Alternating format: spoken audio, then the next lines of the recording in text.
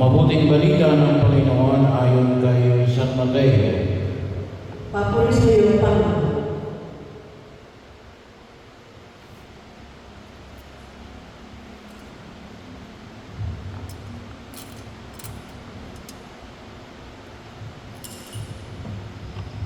Noong panahon yun, isinama ni Jesus si Pedro at ang magkapatid na Santiago at Juan at sila'y umakyat sa isang mataas na bundok. Samantalang sila'y naroon, nakita nilang nagbagong anyo sa Jesus. Nagdiwanag na parang araw ang kanyang mukha at bumuting parang busilak ang kanyang damit.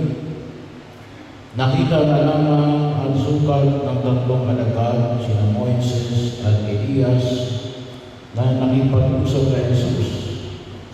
Kaya sinabi ni Pedro kay Jesus, Panginoon, mabuti pa dito na tayo. Kung ibig ninyo, gagawa ako ng tatlong kubol.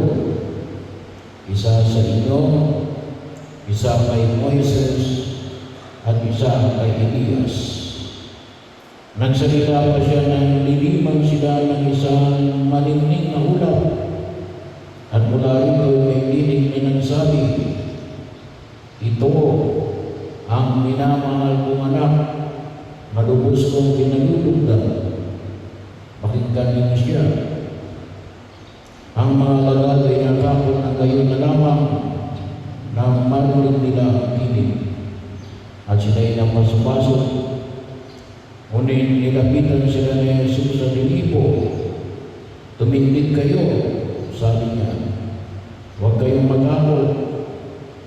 At nang tumingin sila ay wala silang nakita kundi si Jesus. At habang bumababa sila sa bundok, iniutos ni Jesus sa kanila, huwag ninyong sasabihin kanino man ang pangitain hanggang hindi muling nabubuhay ang anak ng tao.